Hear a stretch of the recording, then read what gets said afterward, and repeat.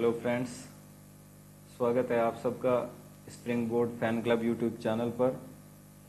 दोस्तों, आप सभी आरएस एस्पिरेंट्स के लिए एक अपडेट था। आरपीएससी ने 2021 के लिए नया डिटेल्ड सिलेबस जारी कर दिया है। आरपीएससी के सिलेबस को लेकर हमेशा से डिबेट होती रहती थी कि क्योंकि जब भी एग्ज़ाम होता था ये अपने वेबसाइट पर वही पुराना सिर्फ ईयर चेंज करके और सिलेबस डाल दिया करती थी। काफ़ी जगह टॉपिक रिपीट होते थे, क्लियर नहीं होते थे, शॉर्ट फॉर्म में लिखे होते थे।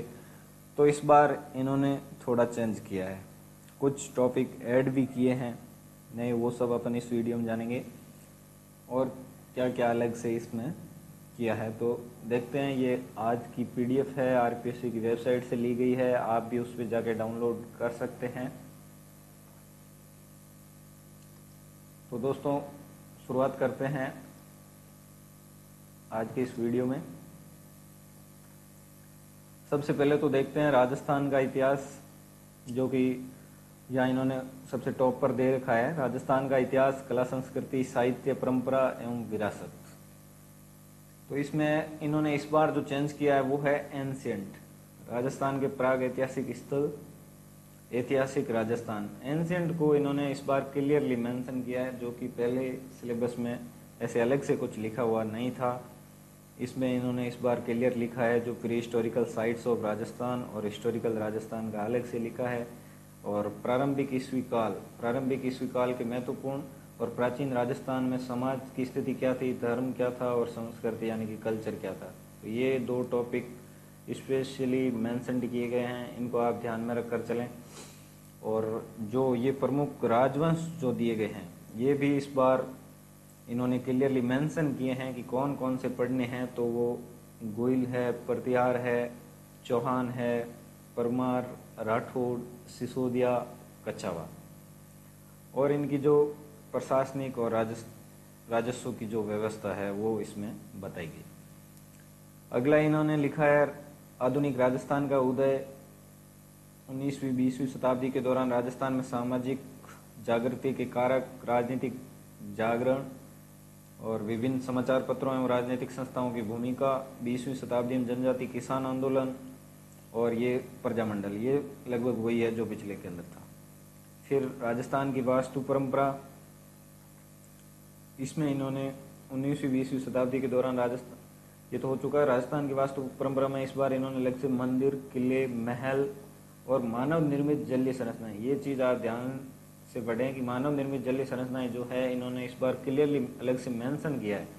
तो इसको थोड़ा आप ज़्यादा इंपॉर्टेंट मानकर चलें।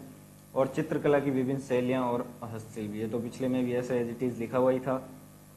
और अगला है प्रदर्शन एवं कला, जिसमें इन्होंने शास्त्रीय मतलब क्लासिक जो म्यूजिक और है जो डांस वगैरह वो सब क्लासिकल अलग से दिया है। लोक संगीत, वाद्य यंत्र कौन कौन से हैं, लोक नृत्य कौन कौन से हैं और नाट्य कौन कौन से हैं, ये भी आप ध्यान में रखें। अब है लैंग्वेज और लिटरेचर, जो कि भाषा एवं साहित्य यहाँ लिखा हुआ है, जिनमें राजस्थान की बोलियाँ और राजस्थानी भाषा की कौन कौन से साहित्य है वो, और लोक साहित्य, ये भी आप देख के चलें। फिर है धार्मिक जीवन यानी रिलीजियस लाइफ, इसमें इन्होंने कौन कौन से जो समुदाय है उनके बारे में बोला है। संत और संप्रदाय भी लिखा है, ये भी पहले वाला ही है। और लोक देवी देवता, ये भी एज इट इज वैसा ही है। और सामाजिक जीवन में भी वही मेले और त्यौहार, रीति रिवाज, परंपराएं, वेशभूषा, आभूषण, वो सब वही है। और राजस्थान के प्रमुख व्यक्तित्व में भी वही है। अब अपन आगे बढ़ते हैं और देखते हैं भारत का इतिहास इसमें क्या है। तो इसमें इन्होंने जो प्राचीन काल और मध्यकाल का दिया है, इसमें प्राचीन काल में इन्होंने अलग से टेन्योर मेंशन किया है कि प्राचीन काल में क्या पढ़ना है। तो सिंधु और वैदिक काल अपने को पढ़ना है, और वो भी कब से कब पढ़ना है। तो 6ठी शताब्दी से लिखा है, 6th सेंचुरी बीसी, ईसा पूर्व का लिखा है। 6ठी शताब्दी ईसा पूर्व यानी कि बीसी। यहाँ की जो धर्म थे, बौद्ध हो गया, जैन हो गया, ये चीज़ें अपने को पढ़नी है। वैसे भी पिछले में ये सब तैयारी में ये तो पढ़ते ही थे। प्रमुख राजवंशों के महत्वपूर्ण शासकों की उपलब्धियां, इनमें इन्होंने इस बार जो राजवंश है वो अलग से नाम दिए हैं कि कौन कौन से राजवंश आपको पढ़ने हैं। तो ये जो मेजर डायनेस्टी है, इनमें मौर्य, कुषाण, सातवाहन, गुप्त, चालुक्य, पल्लव और चोल। तो ये चीज़ें आपको पढ़नी है फ्रेंड्स। जो इम्पोर्टेंट होता है वो यही है कि सिलेबस में क्या पढ़ना है और क्या नहीं पढ़ना है, ये बहुत आपका अच्छा रोल प्ले करता है। और कुछ लोग जो है चीज़ें एक्स्ट्रा पढ़ते रहते हैं और टाइम वेस्ट करते रहते हैं। इसमें इन्होंने प्राचीन भारत में कला एवं वास्तु ये भी अलग से लिखा है, art and architecture in ancient India, आप ये देख सकते हैं। और प्राचीन भारत में भाषा एवं साहित्य का विकास, भाषा और साहित्य कौन कौन से हैं, तो उनमें भाषा भी इन्होंने क्लियर लिखी हुई है, संस्कृत, प्राकृत भाषा जिनसे हिंदी का उद्भव हुआ, और तमिल, ये 3 लैंग्वेज इन्होंने अलग से एंशिएंट में दिए। फिर सल्तनत काल, तो उसमें जो प्रमुख शासकों की उपलब्धियां और विजयनगर को इन्होंने अलग से दिया हुआ है, उसकी विजयनगर की कल्चरल लिखा हुआ है क्लियरली, सांस्कृतिक उपलब्धियां लिखा हुआ है, तो उसमें ज़्यादा कुछ नहीं, आपको इस पे ज़्यादा एम्फेसाइज करना है। मुगल काल में इन्होंने राजनीतिक चुनौतियां क्या क्या थी मुगल काल के दौरान, और अफगान और इनकी जो सुलह थी वो भी, और राजपूत और दक्कनी राज्य और मराठा मतलब साउथ इंडिया पर थोड़ा अलग से भी लिखा हुआ है। मध्यकाल में कला एवं वास्तु, चित्रकला, संगीत, ये सेम एज इट इज है। भक्ति एवं सूफी आंदोलन, धार्मिक साहित्यिक योगदान, ये भी एज इट इज है। अब बात करें मॉडर्न इंडिया की, मॉडर्न इंडिया में जो पहले था वो थोड़ा लिखा हुआ था कि 18वीं शताब्दी के मिड तक, यानी कि ऐसा माना जाता था कि भाई 1750 ईस्वी से मान के चलनी है मॉडर्न इंडिया। अब जो है इन्होंने लिखा है कि प्रारंभिक 19वीं शताब्दी, यानी कि अब 1800 ईस्वी से लेकर 1964 तक, ये इन बार इन्होंने चेंज किया है, क्योंकि पिछली बार मेंस में अलग लिखा होता था और प्री के लिए अलग अलग लिखा हुआ था, तो इस बार शायद इन्होंने बदल दिया है। अब इसमें क्या है, आधुनिक भारत का विकास, राष्ट्रवाद का उदय, नेशनल मूवमेंट के लिए है ये, बौद्धिक जागरण, प्रेस, वेस्टर्न एजुकेशन, ये टॉपिक आप ध्यान रखें। 19वीं शताब्दी के दौरान जो सामाजिक धार्मिक सुधार हुए हैं वो, और कौन कौन नेता थे और कौन कौन सी संस्थाएं थे, यानी कि जो इंस्टीट्यूशंस थे। फिर है स्वतंत्रता संघर्ष, भारतीय राष्ट्रीय आंदोलन, इंडियन नेशनल मूवमेंट, उसकी क्या अवस्थाएं हैं, धाराएं हैं, महत्वपूर्ण योगदानकर्ता कौन कौन रहे हैं, और कहाँ कहाँ देश के अलग अलग हिस्सों में जो भी है वो चीज़ें देखनी है। फिर है स्वतंत्रता के बाद, स्वतंत्रता उत्तर मीन्स स्वतंत्रता के बाद जो राष्ट्र निर्माण हुआ है, पोस्ट इंडिपेंडेंस, उसके लिए आपको भाषाई पुनर्गठन, ये लिखा हुआ है राज्यों का भाषाई पुनर्गठन। और एक चीज जो इन्होंने लिखी है वो है नेहरू युग में संस्थान निर्माण, यानी कि जो नेहरू जी के टाइम में जो भी इंस्टीट्यूशन बने हैं उनके बारे में आपको थोड़ा अलग से देख लेना, ये थोड़ा इस बार पूछा जा सकता है, थोड़ा ज़्यादा ध्यान देके। और फिर है इंडिपेंडेंस के बाद में जो विज्ञान एवं तकनीकी का क्या डेवलपमेंट हुआ है वो चीज़ पढ़नी है। अब बढ़ते हैं आगे। अब है जियोग्राफी, जियोग्राफी का भी इस बार 3 पोर्शन में ही डिवाइड है, वर्ल्ड, इंडिया और राजस्थान। तो अपन सबसे पहले देख लेते हैं वर्ल्ड जियोग्राफी में, इसमें क्या है, तो एक तो प्रमुख स्थलाकृतियाँ, ये जो प्रमुख स्थलाकृतियाँ ये इन्होंने इस बार अलग से लिखी है। जो लैंड फॉर्म्स है इनमें लिखा है पर्वत, पठार, मैदान, मरुस्थल, यानी कि माउंटेन्स, प्लेटो, प्लेन्स और डेजर्ट्स, ये अलग से। ये जो इस बार लिखा हुआ है इसको आप ध्यान से देखें कि प्रमुख नदियां एवं झीलें, प्रमुख नदियां, इन पे अभी तक आरपीएस ने क्वेश्चन नहीं पूछा है मेरे हिसाब से, तो जहाँ तक मुझे ध्यान है, और ये सिलेबस में अलग से मेंशन भी नहीं था, इस बार ये क्लियरली लिखा हुआ है। तो इस बार आप इनको जरूर पढ़ के जाएं, क्योंकि ये यहाँ से क्वेश्चन बन सकता है। और एक ये टॉपिक भी अलग से इन्होंने क्लियरली इस बार लिखा है, कृषि के प्रकार, ये भी इम्पोर्टेंट हो सकता है, क्योंकि ये जो कृषि के प्रकार यानी कि टाइप ऑफ एग्रीकल्चर, इसमें विभिन्न जो अलग चीज़ें हैं वो है, जैसे कि सूटकेस फार्मिंग जो नॉर्थ अमेरिका में होती है, या फिर ये स्थानांतरणीय जो कृषि होती है, शिफ्टिंग फार्मिंग, उसके बारे में भी शायद क्वेश्चन बन सकते हैं। अगला जो दिया हुआ है वो है प्रमुख औद्योगिक प्रदेश, इंडस्ट्रियल रीजन, ये तो अपन वर्ल्ड जियोग्राफी में पहले भी पढ़ते थे, ये एजिटेज है। और पर्यावरण से रिलेटेड जो क्या क्या मुद्दे हैं, मरुस्थलीकरण से रिलेटेड, वनोन्मूलन, जलवायु मतलब क्लाइमेट चेंज, ग्लोबल वार्मिंग, ये सब चीज़ें हैं, और ओजोन का भी अलग से लिखा हुआ है। फिर अपन आगे बढ़ते हैं भारत का भूगोल, यानी कि इंडियन जियोग्राफी। तो इसमें भी इन्होंने वही चीज़ है कि लैंडफॉर्म्स जो प्रमुख है वो पर्वत, पठार, मैदान दिए हुए हैं। यहाँ ये ध्यान देने की बात है, देखो मरुस्थल इसमें अलग से लिखा हुआ था वर्ल्ड में, यहाँ मरुस्थल नहीं है, क्योंकि इंडिया के अंदर जो अपना एक डेजर्ट है मेनली वो राजस्थान का है, वो राजस्थान जियोग्राफी में आ ही जाता है, तो यहाँ उसको नहीं लिखा हुआ है। फिर ये पिछले सिलेबस में अलग से नहीं था, ये इसमें क्लियर लिखा हुआ है, मानसून तंत्र और वर्षा का वितरण, ये इसमें रेनफॉल डिस्ट्रीब्यूशन और जो है ये ऐड किया गया है। इसके बाद में प्रमुख नदियाँ एवं झीलें, ये भी क्लियरली अलग से मेंशन किया है। प्रमुख फसलें, इनमें ये नाम भी दिए इन्होंने, कौन कौन सी फसलें पढ़नी है, किन से रिलेटेड आपको पढ़ना है, तो गेहूँ, चावल, कपास, गन्ना, चाय और कॉफ़ी, ये भी ध्यान देने की बात है। और इसके बाद में जो प्रमुख खनिज है, इसमें इन्होंने लोहायस्क, मैंगनीज और बॉक्साइट एवं अब्रक, ये क्लियरली अलग से लिखा है, बॉक्साइट एवं अब्रक। और जो ऊर्जा संसाधन है, उसमें जो लिखा हुआ था पिछले सिलेबस में एक साथ, ये इन्होंने अलग से लिखा है कि ऊर्जा संसाधन भी आपको अलग से देखना है, जो पावर रिसोर्सेज है कौन कौन से होते हैं। और फिर मेजर इंडस्ट्रियल रीजन, ये तो होता ही अपने आप में। और इस बार राष्ट्रीय राजमार्ग और प्रमुख परिवहन गलियारे यानी कि नेशनल हाईवे और जो इकोनॉमिक कॉरिडोर है, ट्रांसपोर्ट कॉरिडोर है, वो चीज़ें हैं, ये तो सेम है पिछली बार का। और आगे का है राजस्थान भूगोल, इसमें भी वही इंडिया के जैसा है, वैसे ही सारी चीज़ें हैं कि कौन सी भूआकृतिक विशेषताएं हैं और जलवायु की है, प्रमुख नदियाँ और झीलें दी हुई है, प्राकृतिक वनस्पति और मृदा, ये भी अलग से इस बार स्पेसिफाई किया गया है। और इसमें भी फसलों के नाम दिए गए हैं, तो इनमें है गेहूँ, मक्का, जौ, कपास, गन्ना और बाजरा। फिर मेजर इंडस्ट्रीज है जो उनकी बात की गई है। फिर प्रमुख सिंचाई परियोजनाएं और जल संरक्षण तकनीकें, ये इस बार अलग से लिखा हुआ है। पिछले में इतना ही था कि प्रमुख सिंचाई परियोजनाएं, इसमें इस बार इन्होंने ऐड किया है कि जल संरक्षण तकनीकें कौन सी है, मतलब ये इसको अलग से अपन को देखना है। और इसके बाद में है जनसंख्या, पॉपुलेशन अलग से मेंशन किया है, जिसमें ग्रोथ, डेंसिटी और ये जो लिटरेसी है ये भी दी हुई है। फिर लिंगानुपात क्या क्या है, और ये जो है जनजातियाँ यहाँ पे लिखी हुई है इस बार के लिए, प्रमुख जनजातियाँ कौन कौन सी है। फिर मिनरल्स की बात करें तो ये भी इन्होंने खनिजों में धात्विक और अधात्विक बता दिया। ऊर्जा संसाधन वही है, दो तरह के होते हैं। और जैव विविधता और इनका संरक्षण ये भी दिया हुआ। और फिर पर्यटन स्थल इसमें इन्होंने अलग से लिखा है, और परिपथ जो सर्किट्स होते हैं ये भी दिया हुआ है।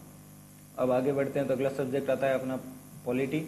और पॉलिटी में फर्स्ट है इंडियन पॉलिटी, जिसमें कि भारतीय संविधान की जो अलग बात की गई है। पिछले में जो पॉलिटी का सिलेबस था उसमें अलग से लिखा हुआ था, जो भारत शासन अधिनियम है 1919 और 1935, वो इन्होंने दोनों इस बार हटा दिया है। इसमें सिलेबस में क्लियरली मेंशन नहीं है, 1919 वाला और 1935 वाले जो भारत शासन अधिनियम थे वो इसमें नहीं है। अब इन्होंने इसमें बाकी वही लिखा है, संविधान सभा, संविधान की विशेषताएं क्या क्या है, संवैधानिक संशोधन कौन कौन से हुए हैं, उद्देशिका यानी कि प्रस्तावना जो भी है, मूल अधिकार है, राजनीतिक निर्देशक तत्व जो है, और मूल कर्तव्य है, वो इन्होंने कॉन्स्टिट्यूशन वाले पार्ट में लिखा है। फिर भारतीय इंडियन पॉलिटिकल सिस्टम, इसमें इन्होंने लिखा है राष्ट्रपति, प्रधानमंत्री, मंत्रिपरिषद, संसद, उच्चतम न्यायालय, न्यायिक पुनरावलोकन, ये सब वही चीज़ें, पुराना वाला सेम है, आप लोग एक बार डिटेल में पढ़ लेना। इसके बाद अपन चलते हैं राजस्थान की राजनीतिक और प्रशासनिक व्यवस्था। इसमें भी इन्होंने कुछ खास चेंज नहीं किया है, बस वही चीज़ें हैं, अलग कॉलम बना के लिखा है। चेंज मतलब जो इंस्टीट्यूशंस है उनको अलग से लिख दिया, प्रशासनिक व्यवस्था को अलग से लिखा है, और राज्य की राजनीतिक वही है। जैसे सेंटर की अपन पढ़ते हैं तो उसमें प्रधानमंत्री पढ़ते हैं, राष्ट्रपति पढ़ते हैं, इनमें मुख्यमंत्री, राज्यपाल और वही चीज़ें सब। तो ये चीज़ें आपको देखनी है राजस्थान के व्यू पॉइंट में। फिर अगली जो अपने है इकोनॉमी का सिलेबस आ जाता है, आर्थिक अवधारणाएं और भारतीय अर्थव्यवस्था।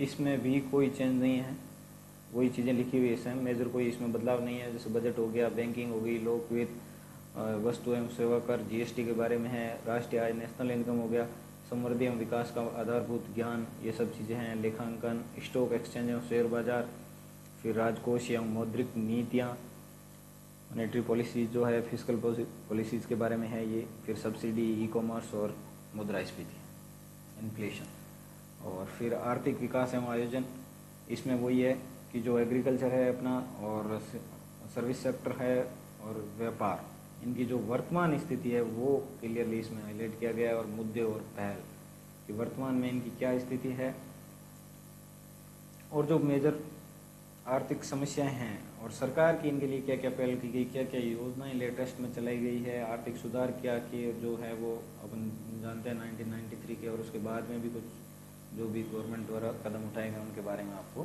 देखना है। इसके बाद में मानव संसाधन एवं आर्थिक विकास, ये भी पिछले बार में दिया हुआ था, मानव विकास सूचकांक क्लियर से दिया हुआ ही था। और एक जो नई चीज़ है इस बार वो है वैश्विक खुशहाली सूचकांक जो हैप्पीनेस इंडेक्स है, इनको इन्होंने इंक्लूड किया, तो ये आप जरूर ध्यान देना, इसमें एक अलग सी बात है। और फिर गरीबी, बेरोजगारी, अवधारणा, ये सब चीज़ें तो वही है पुरानी वाली। फिर सामाजिक न्याय एवं अधिकारिता, इसमें कमज़ोर वर्गों के लिए जो गवर्नमेंट क्या क्या कर रही है वो सब, और उनके लिए क्या जो लॉज वगैरह है वो देखने हैं।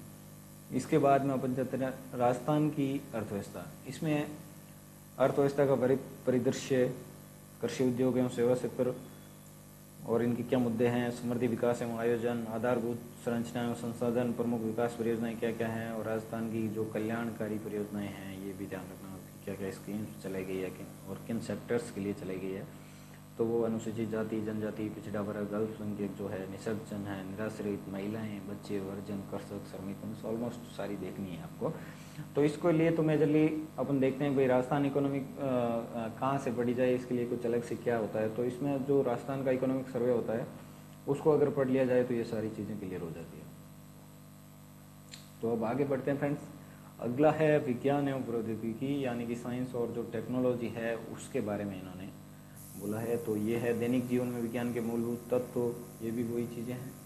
फिर कंप्यूटर, सूचना और संचार प्रौद्योगिकी, ये भी वही है। रक्षा प्रौद्योगिकी means defence technology, space technology और उपग्रह वगैरह के बारे में। फिर नैनो टेक्नोलॉजी, जैव प्रौद्योगिकी, बायोटेक्नोलॉजी, और ये जेनेटिक वाला जो आनुवंशिक अभियांत्रिकी है ये भी पिछले का ही है। आहार एवं पोषण, और इस बार इन्होंने रक्त समूह, ब्लड ग्रुप जो है और RH कारक ये अलग से ऐड किया हुआ है। इसका मतलब आपको इसको भी ध्यान से पढ़ना है, हो सकता है इस पे भी क्वेश्चन अलग से बने। स्वास्थ्य देखभाल, ये वही है पुराना जो अपन देखते हैं डिजीज़ वगैरह क्या है, और पशुजन्य रोग भी इसमें दिया हुआ है। और पर्यावरणीय एवं पारिस्थितिकी परिवर्तन एवं इनके प्रभाव, ये जो टॉपिक है ये पहले इंडियन हिस्ट्री में भी लिखा हुआ था, इंडियन हिस्ट्री क्या, इंडियन जियोग्राफी में लिखा हुआ था, लेकिन अब वहाँ से इसको हटाया गया और सिर्फ यहीं रखा गया कि पर्यावरणीय और पारिस्थितिक परिवर्तन क्या क्या है और इनके प्रभाव क्या क्या है, तो वो यहाँ पढ़ना है। फिर जैव विविधता, प्राकृतिक संसाधनों का संरक्षण और संधारणीय विकास, ये चीज़ है। कृषि विज्ञान, उद्यान विज्ञान, वानिकी, पशुपालन, और ये इसके लिए क्लियर लिखा है कि राजस्थान के विशेष संदर्भ में, यानी कि आपको राजस्थान को ध्यान में रखते हुए इस चीज़ को पढ़ना है। फिर विज्ञान एवं प्रौद्योगिकी विकास, ये भी इन्होंने लिखा है कि साइंस और टेक्नोलॉजी का जो डेवलपमेंट हुआ है वो राजस्थान में क्या है, राजस्थान के विशेष संदर्भ में इसको ध्यान देना है। अब इसके बाद चलते हैं तार्किक विवेचन, मानसिक योग्यता, मतलब रीजनिंग में वही सेम पिछला सिलेबस ही है। कथन एवं मान्यताएं, कथन एवं तर्क, कथन एवं निष्कर्ष, कथन कार्यवाही, और ये विश्लेषणात्मक तर्क क्षमता, यानी कि स्टेटमेंट एंड एजम्पशंस, और वही सारी चीज़ें। तो और फिर मानसिक योग्यता, इसके अंदर इन्होंने वही संख्या लिखा है, अक्षर अनुक्रम लिखा है, कोडिंग डिकोडिंग के बारे में है, संबंधों से मीन्स जो ब्लड रिलेशन से आते हैं वो है, डायरेक्शन से रिलेटेड है, वेन डायग्राम से रिलेटेड है। ये इस बार अलग से क्लियर लिखा हुआ है। दर्पण, पानी प्रतिबिंब, यानी कि मिरर, और जो वाटर इमेज का है वो आप देख लेना। आकार और उनके उप विभाजन, ये तो पिछले में भी क्लियर ही था। अब अगला जो है, अगला सिलेबस है इसमें मैथ्स का, आधारभूत संख्यात्मक दक्षता। मैथ्स में इन्होंने इस बार टॉपिक ऐड किए हैं, वो कौन कौन से अभी देखते हैं। तो अनुपात, समानुपात और साझा, तो ये तो पिछले में भी था। परसेंटेज भी था, SI, CI, साधारण और चक्रवर्ती ब्याज, ये भी था। समतलीय चित्रों के परिमाप एवं क्षेत्र, ये भी अलग से है इस बार। परिमाप एवं क्षेत्रफल, मतलब जो निकालना होता है, मेंसुरेशन जो टॉपिक होता है मैथ्स का, बेसिकली वो है ये। फिर ये पिछले में था ही, सारणी, दंडारेख, रेखीय, पाई चार्ट वगैरह जो है। और ये टॉपिक्स इस बार अलग से मेंशन किए गए हैं 3। माध्य, समांतर, गुणोत्तर एवं हरात्मक, जो अर्थमेटिक, जियोमेट्रिक, हार्मोनिक होते हैं, और माध्य का मतलब मीडियन एंड मोड, बहुलक, ये चीज़ें अलग से है। परम्यूटेशन और कॉम्बिनेशन, ये अलग से है। क्रमचय, संचय जिसको हिंदी में कहते हैं, और प्रोबेबिलिटी, प्रायिकता भी दिया गया है। सभी लोग प्रायिकता से डरते हैं, लेकिन इन्होंने इसके लिए क्लियरली ब्रैकेट में लिखा भी है कि सरल समस्याएं। तो आपको बेसिक ओवरव्यू लेना है कि प्रायिकता क्या होती है, और उससे रिलेटेड जो इजी क्वेश्चन जो भी होते हैं, नॉर्मली बेसिक क्वेश्चन, उनको ही पढ़ना, ज़्यादा कोई डेप्थ में नहीं पढ़ना है। और इसके बाद है समसामयिक घटनाएं, करंट अफेयर्स है, तो उसमें राजस्थान का रहता ही है, भारत का रहता है, इंटरनेशनल भी रहता है, कौन कौन सी जो घटनाएं चल रही है। फिर चर्चित व्यक्ति कौन कौन है, स्थान एवं संस्थाएं कौन कौन अच्छी है, और गेम, खेल एवं खेल कूद संबंधी गतिविधियाँ, ये भी करंट अफेयर्स जो पिछली तरह का था, सेम बेसिकली वही पैटर्न रहता है इसका। तो दोस्तों ये था कंप्लीट सिलेबस एनालिसिस जो RPSC ने आज नया जारी किया है। आपको पता चल गया होगा क्या नया टॉपिक ऐड हुआ है। तो साथियों सिलेबस बहुत इंपॉर्टेंट होता है और अपन को सिलेबस के अकॉर्डिंग ही पढ़ना चाहिए। सिलेबस हमेशा अपने साथ रखें, इससे एक्स्ट्रा कुछ नहीं पढ़ें क्योंकि वो एक टाइम वेस्ट होता है। Thank you.